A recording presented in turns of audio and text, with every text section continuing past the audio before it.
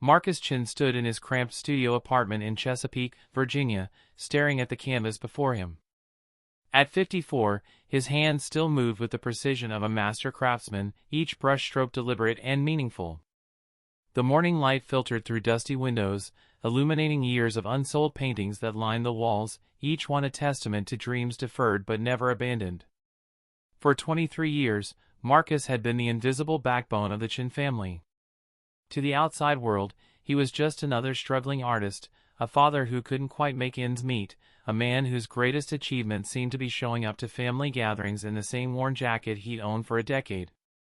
But beneath this carefully cultivated facade lay a secret that would have stunned everyone who thought they knew him. The notification on his phone buzzed quietly. Another deposit had cleared $47,000 from his cryptocurrency portfolio. Marcus barely glanced at it. The anonymous fortune he'd built through early Bitcoin investments and smart trading had grown to over $8 million, yet he continued to live as if every penny mattered. This wasn't about money, it had never been about money. It was about something far more complex: love, duty, and a misguided belief that family meant sacrifice without recognition. His brother, David Chen, was everything Marcus appeared not to be. A successful home inspector with a thriving business, David drove a Tesla, lived in a mini-mansion in the affluent Great Bridge neighborhood, and never missed an opportunity to remind everyone of his achievements. What David didn't know, what nobody knew, was that his success was built entirely on Marcus's invisible foundation. The story of how Marcus became his family's secret benefactor began decades earlier, when their parents passed away within months of each other. David, then fresh out of college with massive student loans, had been on the verge of bankruptcy. His fledgling home inspection business was failing, crushed under the weight of equipment costs and certification fees. Marcus, who had just discovered cryptocurrency through an artist friend in 2010, had quietly purchased 5,000 Bitcoin when they were worth less than $1 each. As Bitcoin's value exploded, Marcus made a choice that would define the next 2 decades of his life. Instead of revealing his windfall, he became an anonymous guardian angel. Through shell companies and carefully structured transactions, he began supporting David's business. When David needed $50,000 for new inspection equipment, a business loan mysteriously got approved despite his poor credit.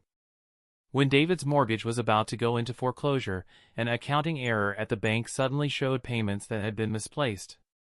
Marcus justified his secrecy through a complex web of reasoning. He told himself that David needed to feel he earned his success. He convinced himself that revealing the truth would destroy David's pride and fracture their relationship. But deep down, perhaps Marcus simply wanted to be needed, even if that need went unrecognized. The pattern expanded beyond David. Their sister Linda received anonymous scholarships for her children's education. Cousin Robert's medical bills were mysteriously paid by a charitable organization that didn't quite exist. Uncle Jerome's struggling restaurant received a series of investments from phantom venture capitalists. In total, Marcus had distributed over $700,000 to family members over the years, all while maintaining his image as the family's lovable failure. But the cost of this deception went far beyond money. At family gatherings, Marcus endured constant humiliation. David would loudly proclaim how he'd offered Marcus jobs at his company, but you know artists, they're too proud to do real work. Linda would shake her head sympathetically while mentioning how her husband, a mediocre accountant, at least provided stability. The younger generation, poisoned by their parents' condescension, treated Uncle Marcus like a cautionary tale, a living example of what happened when you pursued dreams instead of paychecks. The Thanksgiving dinner of 2019 marked a turning point in Marcus's endurance. The entire extended family had gathered at David's house, the one Marcus had secretly saved from foreclosure 3 times. The dining room showcased David's success: expensive furniture, crystal chandeliers, walls adorned with certificates and awards from the home inspection industry. Marcus arrived in his 10-year-old Honda Civic, carrying a homemade pumpkin pie. His daughter, Sarah, 22 and fresh out of art school, walked beside him. She was the only bright spot in his life, the only person who looked at him with genuine love and respect. Sarah had inherited his artistic talent and his quiet strength, though she didn't know about the inheritance that would one day change her life. "Look who finally made it," David announced as they entered. "I was starting to think you'd gotten lost. Though with that ancient car, I'm surprised you made it at all." The room erupted in uncomfortable laughter. Marcus smiled tightly, playing his role. Sarah squeezed his hand, her jaw clenched in anger. "Dad's car runs perfectly fine," she said quietly. "Of course it does, sweetheart," David's wife, Patricia, interjected with false sweetness. "Your father is very resourceful with old things." The dinner proceeded with its usual rhythm of passive-aggressive comments and outright insults disguised as concern. David regaled the table with stories of his latest inspection victories, including a particularly lucrative contract with a development company. What he didn't mention, what he didn't know, was that the contract had been secured through a connection Marcus had quietly arranged through one of his crypto investment partners. "You know, Marcus," David said, cutting into his third helping of turkey, "I've been thinking. Sarah's graduated now, and she needs to start thinking practically. I could use another inspector on my team. The pay's good, steady work, benefits. Much better than—" He gestured vaguely at Marcus, "whatever it is you're doing these days." "I'm painting," Marcus said simply. "I have a gallery showing next month." "Another one?" Linda laughed. "How many of those have you had now? And how many paintings have you actually sold?" The truth was that Marcus had sold several paintings to anonymous buyers who were actually himself, using different aliases. He purchased his own art to maintain gallery's interest and to keep the illusion of his struggling artist persona intact. The paintings ended up in storage units across the city, a surreal collection of self-deception. "Art isn't about sales," Sarah interjected, her voice rising. "Dad's work is beautiful and meaningful." "Meaningful doesn't pay bills, honey," Patricia said patronizingly. "Your father's had 20 years to make it as an artist. At some point, you have to face reality." The conversation shifted to David's recent vacation to Hawaii, a trip Marcus had indirectly funded through a prize David had won from a professional organization, a contest that existed solely to funnel money to him. As David showed photos on his phone, boasting about first-class flights and five-star resorts, Marcus noticed something that made his blood run cold. In one of the photos, partially visible on David's laptop screen in the background, was a document. Marcus recognized it immediately, a home inspection report. But the address was familiar, and the date was wrong. It was for a house David had supposedly inspected the previous month, but the report was dated 2 years ago. David was recycling old reports, charging clients for new inspections he wasn't actually performing. The discovery of David's fraudulent business practices gnawed at Marcus for weeks. He hired a private investigator, using cryptocurrency to pay for services that couldn't be traced back to him. What the investigator uncovered was worse than Marcus had imagined. David's entire business was built on deception. He was charging clients for comprehensive inspections while performing only cursory walkthroughs. He was falsifying reports, missing critical safety issues, and in several cases, had taken bribes from sellers to overlook significant problems. One family had purchased a home based on David's clean report, only to discover extensive mold that required $100,000 in remediation. Another elderly couple had bought a house with foundation issues David had deliberately ignored, leaving them financially ruined. But the worst discovery was personal. The investigator had uncovered a series of emails between David and Patricia, dating back years. They openly mocked Marcus, referring to him as the family charity case and the useful idiot. In one particularly cruel exchange, David had written, "Let him keep thinking he's some misunderstood artist. As long as he stays pathetic, no one questions where my success really comes from." The irony was suffocating. David believed Marcus's failure validated his own success, never knowing that his success was entirely Marcus's creation. Marcus also discovered that David had been systematically hiding assets from the IRS, using a complex web of offshore accounts. The very wealth Marcus had helped him accumulate was being sheltered illegally, avoiding taxes that could have helped the community David pretended to serve. Then came the immigration fraud. David had been sponsoring work visas for employees who didn't actually exist, collecting fees from desperate immigrants and then abandoning them once payment was received. He'd victimized 17 families, taking their life savings with promises of legal employment that never materialized. Marcus sat in his studio apartment, surrounded by evidence of his brother's crimes, and felt something inside him break. Not shatter dramatically, but crack quietly, like ice under spring sun. 23 years of sacrifice, of humiliation, of silent support, and this was what he'd enabled. He hadn't just hidden his success, he'd funded his brother's transformation into a monster. The final straw came in March 2023, when Marcus's marriage finally collapsed. His wife, Jennifer, had endured 15 years of what she saw as failure and empty promises. She didn't know about the millions in cryptocurrency, the anonymous donations, or the elaborate deception Marcus maintained. All she saw was a middle-aged man clinging to artistic dreams while their lives stagnated. "I can't do this anymore," Jennifer said, standing in their living room with divorce papers in hand. "I've wasted 15 years waiting for you to grow up, to be a real provider." David was right, you're a dreamer who can't face reality. The mention of David's name in this context was like salt in an open wound. Jennifer had been talking to David and Patricia, seeking their advice about the marriage.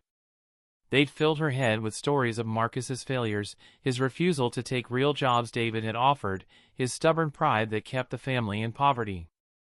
"What did David tell you?" Marcus asked quietly. "The truth," Jennifer spat. "That he's tried to help you for years. That he's offered you positions, loans, even investment opportunities, but you're too proud to accept help from your successful brother. He said you'd rather see your family suffer than admit you're a failure." Marcus could have revealed everything then. He could have shown her the cryptocurrency accounts, the bank statements, the paper trail of 2 decades of anonymous support. But something in Jennifer's eyes stopped him. She'd already chosen her side. The truth wouldn't bring her back, it would only make her feel foolish. And perhaps, Marcus realized with devastating clarity, their marriage had been another casualty of his deception. How can you truly love someone when they don't know who you really are? "I need help with the divorce," Marcus said to David a week later, swallowing what remained of his pride. "Jennifer's lawyer is aggressive, and I can't afford."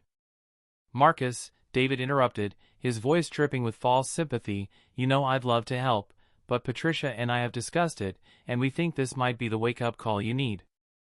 Sometimes hitting rock bottom is the only way to finally start climbing up." They were sitting in David's home office, surrounded by the trappings of success Marcus had purchased.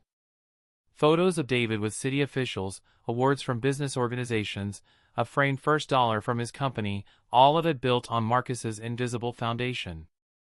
"I just need a small loan," Marcus pressed. "I'll pay you back." "With what?" David laughed. "Your art sales?" "Come on, Marcus. We both know that's never going to happen. Look, I'll give you some free advice instead. Stop chasing impossible dreams. Get a real job. Maybe when you show Jennifer you can be a provider, she'll reconsider." David stood, signaling the conversation was over.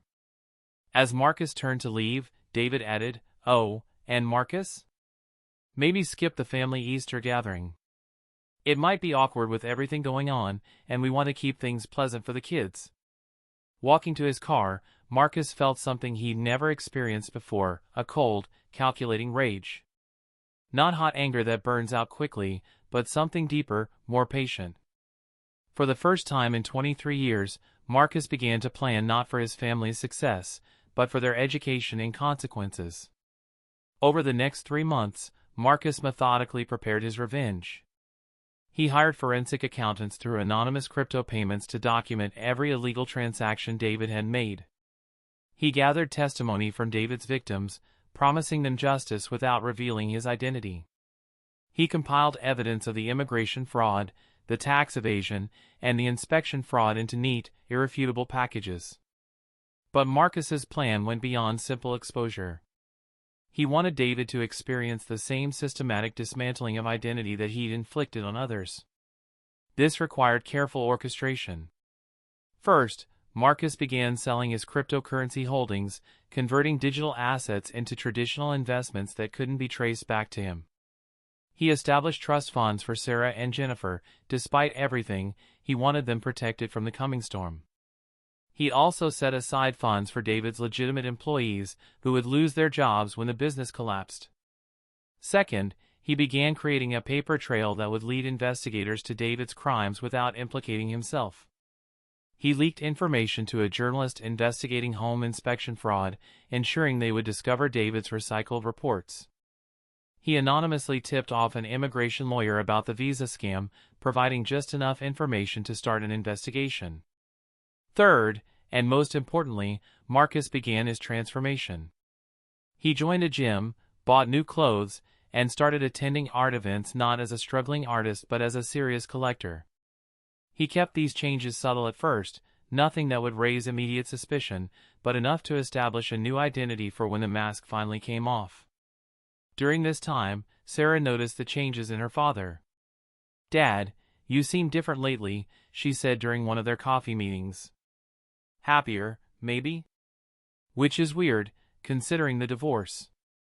Marcus smiled at his daughter, the one pure thing in his complicated life. "Sometimes, sweetheart, losing everything shows you what you really have." "That's cryptic, even for you," Sarah laughed. "Are you sure you're okay?" "I'm better than okay," Marcus replied. "I'm finally becoming who I was meant to be." Sarah didn't know that Marcus had already established a trust fund in her name worth $2 million, structured to provide her with lifetime security while encouraging her to pursue her art. She would discover this gift only after David's fall, when the full truth emerged. Meanwhile, David's life continued in blissful ignorance. His business was thriving, or so he thought. The mysterious investor who had been funding his expansion through intermediaries had suddenly developed standards. New contracts required actual inspections, documented with timestamped photos and detailed reports. David found himself actually working for the first time in years, and he hated it. "These new clients are impossible," David complained to Patricia one evening. "They want every tiny detail documented. Do you know how long a real inspection takes?" "So charge them more," Patricia suggested, not looking up from her phone. "I tried. They went with another company. Said my prices were already too high for the service provided." This was Marcus's doing, of course. He'd been strategically funding David's competitors, enabling them to offer better services at lower prices. David's market share was shrinking, but slowly enough that he attributed it to market conditions rather than sabotage. The dominoes began falling on a humid Thursday in July. David arrived at his office to find 3 police cars in the parking lot and federal agents carrying boxes out of his building. The immigration fraud investigation had escalated after they discovered the tax evasion. The IRS had gotten involved, freezing David's accounts and seizing his records. "This is a mistake," David shouted as they led him away in handcuffs. "I want my lawyer." His lawyer, it turned out, wanted nothing to do with him once the scope of the charges became clear.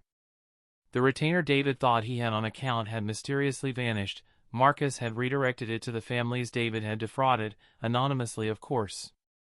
Patricia watched from their bedroom window as federal agents searched their home. The life of luxury she'd grown accustomed to was evaporating before her eyes. Her credit cards were declined, their bank accounts frozen. The Tesla was repossessed that afternoon. The local news picked up the story immediately.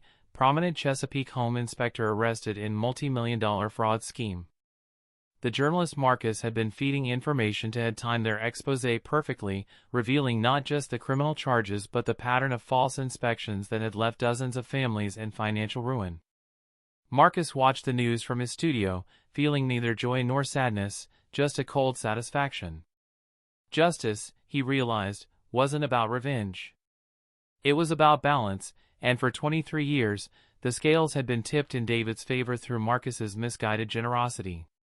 His phone buzzed with family messages. Linda was panicking, wondering if she was implicated. Uncle Jerome wanted to know if the investments in his restaurant were connected to David's crimes. Cousins who hadn't spoken to Marcus in years suddenly remembered his number. Marcus ignored them all except for one text from Sarah. "Dad, did you see the news about Uncle David? This is insane." He called her immediately. "Are you okay?" "I'm shocked, but not really surprised," Sarah said. "He was always so cruel to you. Part of me feels like this is karma." "Karma has nothing to do with it," Marcus said carefully. "David made choices. Those choices had consequences." "Dad, there's something else," Sarah continued. "Aunt Patricia called me. She wants to know if we can help them. She said since you're family, and you understand what it's like to struggle." Marcus almost laughed at the irony. "What did you tell her?" "Nothing yet." "But Dad, even if we wanted to help, we couldn't. We don't have that kind of money." "No," Marcus agreed. "We don't. Not yet," he thought. The trust fund would be revealed to Sarah in 6 months, after the dust had settled and the lessons had been learned. The family meeting was called for a Sunday afternoon in August. With David out on bail and awaiting trial, Linda had organized a gathering at her house to discuss the situation. Marcus knew this was really about money, who had it, who needed it, and who might provide it. Marcus arrived neither early nor late, driving the same old Honda Civic but wearing a new suit that fit him perfectly. He'd lost 30 pounds and gained a confidence that made him seem taller. Sarah accompanied him, protective and proud. The room fell silent when they entered. David sat in the corner, a shadow of his former self. His business was destroyed, his reputation ruined, his marriage hanging by a thread.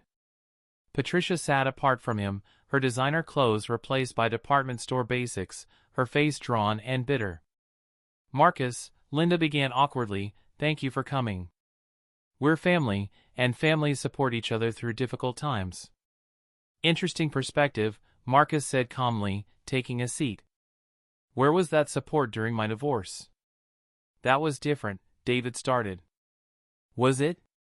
Marcus interrupted. "I asked for help. You told me hitting rock bottom would be good for me. So tell me, David, how's the view from down there?" The room tensed. This wasn't the Marcus they knew, the quiet, accepting, perpetual failure who absorbed their condescension without complaint. "Look, we all know David made mistakes," Linda said, trying to mediate. "But he's facing prison time. Surely you don't think he deserves—" "I think David deserves exactly what he's earned," Marcus said. "Just like he always said success should be."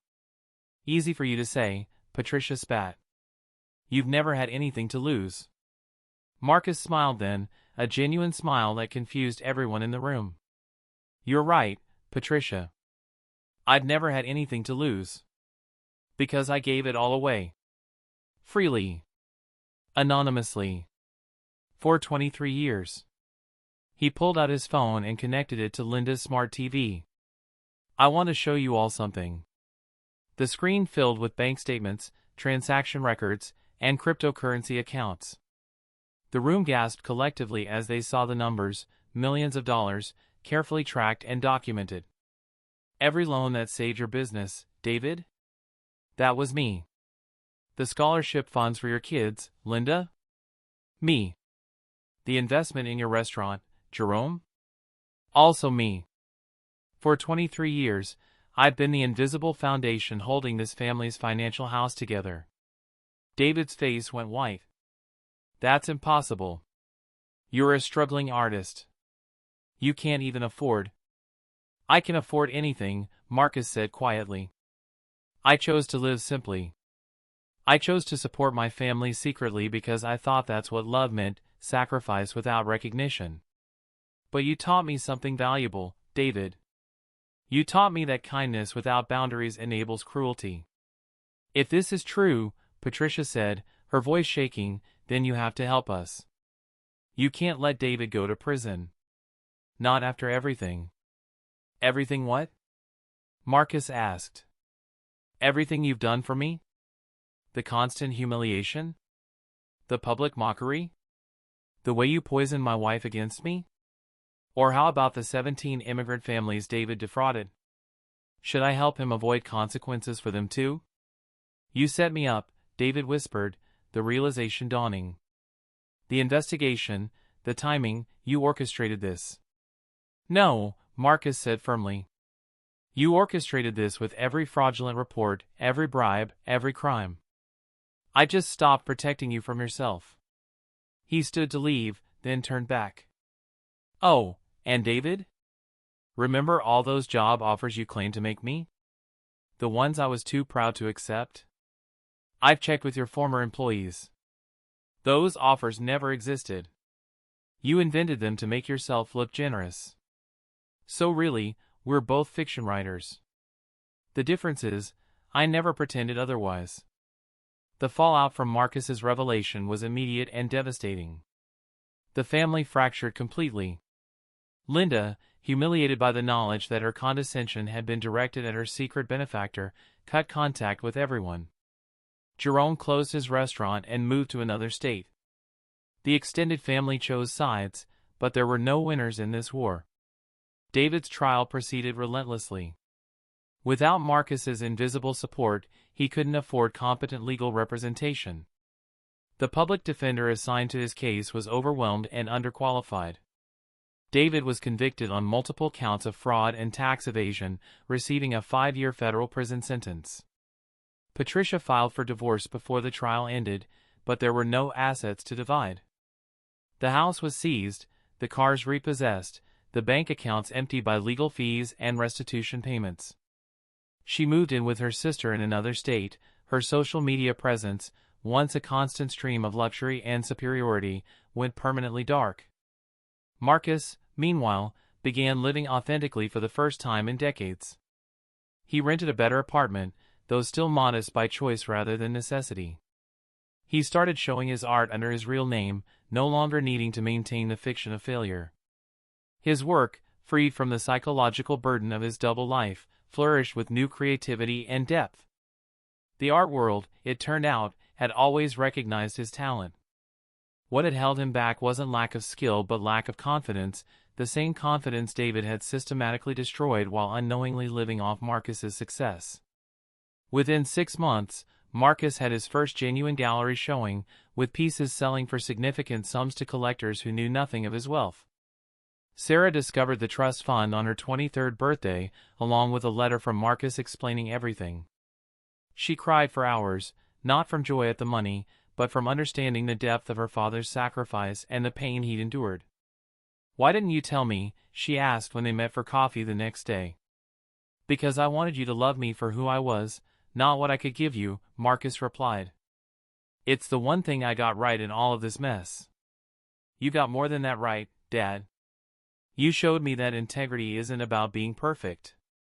It's about recognizing when you're wrong and having the courage to change." Jennifer reached out 6 months after David's conviction. She'd learned the truth through the family grapevine and was struggling to process it. "I don't understand," she said when they met at a neutral cafe. "Why didn't you tell me? We could have had a completely different life." "Could we?" Marcus asked gently. "Would you have loved me more knowing I was rich? Would our problems have disappeared? Or would we have just had different problems, wondering if you stayed for the money, if our love was real?" "I deserve to know," Jennifer insisted. "You deserved a husband who trusted you with his truth," Marcus agreed. "And I deserved a wife who loved me even as a struggling artist.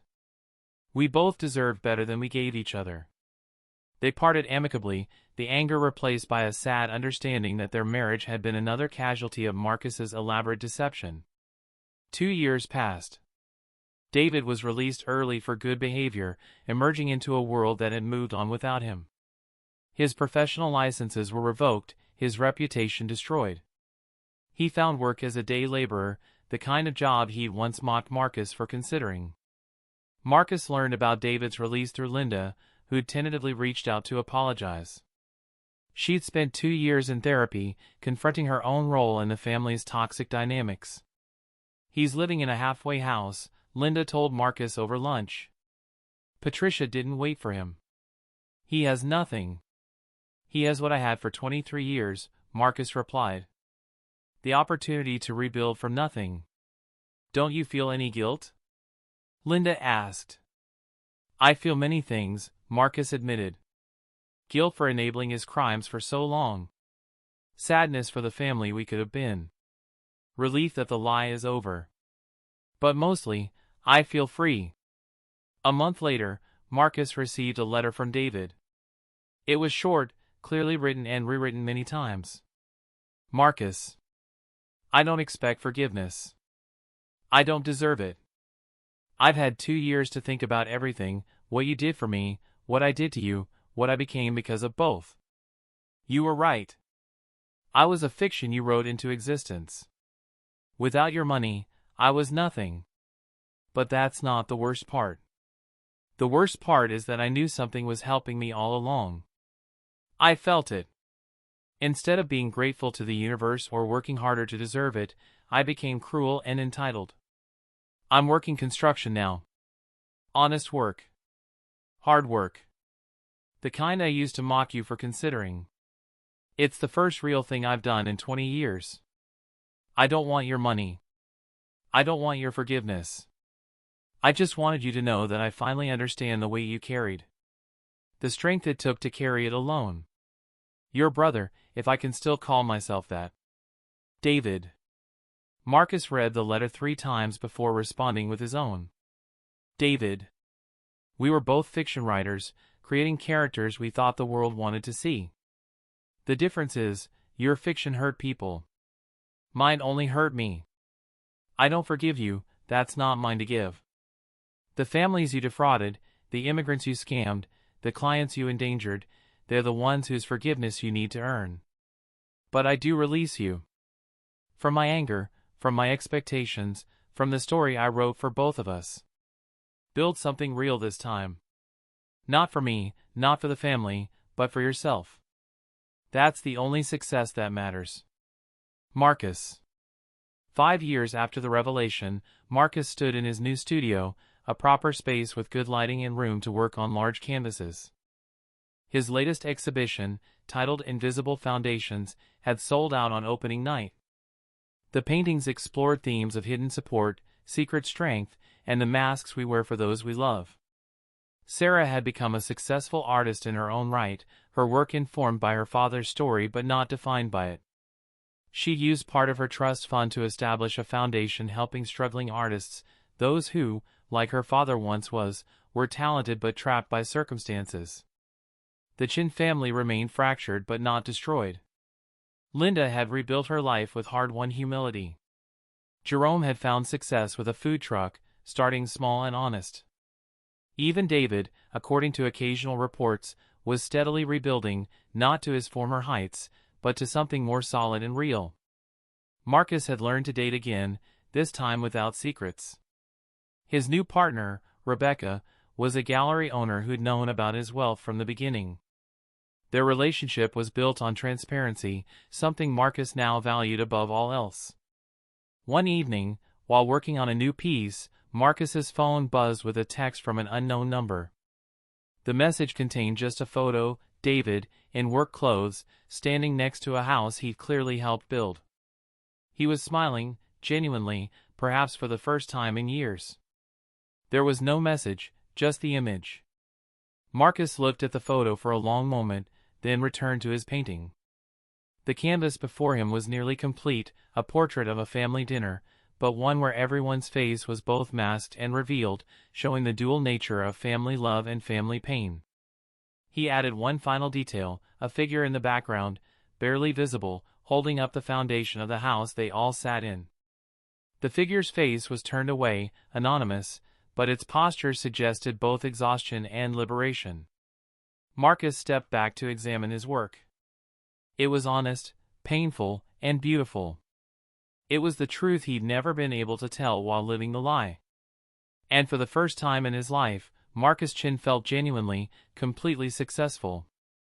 The cryptocurrency fortune that had once been his secret burden was now simply a tool, funding art programs, supporting genuine need, and enabling a life of purpose rather than pretense. He'd learned that true wealth wasn't about what you could hide but what you could reveal, not about what you could control but what you could release. As the sun set over Chesapeake, casting golden light through his studio windows, Marcus began a new canvas. This one would be different, forward-looking rather than retrospective. It would show not what was or what had been, but what could be when people chose truth over fiction, however painful that truth might be. The struggling artist's father was gone, replaced by something more complex and real, a man who'd learned that the greatest art isn't in creating perfect illusions but in having the courage to shatter them. Marcus Chen had spent 23 years writing fiction with his life. Now, finally, he was ready to paint the truth.